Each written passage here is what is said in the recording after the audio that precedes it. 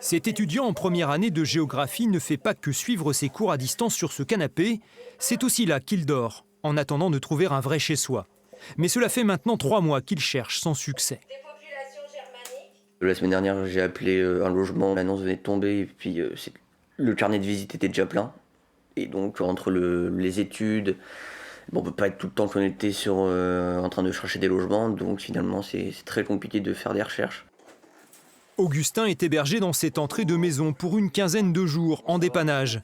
Une situation inédite pour ce propriétaire qui loue également un studio sur Angers, un bien très convoité. Sur une offre sur Le Bon Coin, première heure de sortie de l'annonce sans appel téléphonique. Le lendemain matin, il y en avait 500. Habituellement, il y en a beaucoup, mais là, c'était une folie. Le logement, c'est la préoccupation numéro 1 des jeunes qui se présentent à ce guichet d'information. L'université les oriente notamment vers une plateforme sécurisée qui met en relation étudiants et particuliers. Mais aucune offre n'est disponible actuellement. Ça fait combien de temps que tu cherches? Ça fait une semaine à peu près. Ok. J'ai appris récemment que j'étais accepté Ouais, ici. c'est beaucoup d'étudiants sont dans ton cas. Il y a beaucoup plus d'étudiants qu'il y a 3 ans, je trouve. Et du coup, les prix ils augmentent et il y a de plus en plus d'étudiants qui se retrouvent sans logement, quoi. Chaque année, le campus angevin connaît une augmentation de 5 à 600 étudiants supplémentaires, alors que le parc locatif, lui, stagne. En cette rentrée, les bacheliers plus nombreux pèsent un peu plus sur le marché. Résultat, les agences immobilières n'ont plus rien à proposer. Nous avons ouvert les vannes déjà depuis 2-3 années à la colocation.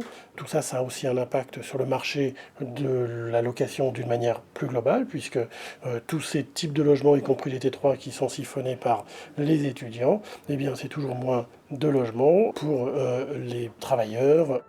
Cette pénurie a conduit la Fédération d'associations étudiantes de l'Anjou à lancer un appel à la solidarité auprès des hébergeurs. Sur plus de 300 demandeurs, la moitié ont trouvé un toit provisoire. Pour les autres, il faut gérer dans l'urgence.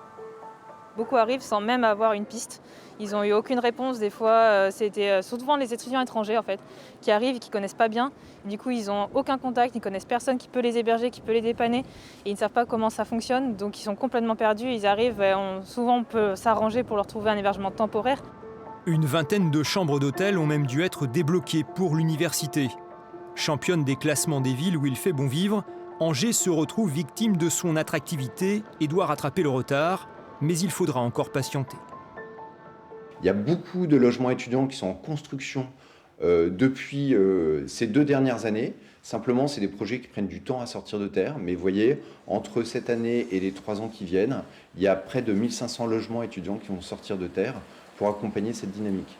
D'autres solutions, à l'échelle de l'agglomération, devront sans doute être trouvées. Actuellement, 150 à 200 étudiants se retrouveraient sans toit. Cette situation de crise ne connaîtra pas d'amélioration avant la fin de l'année.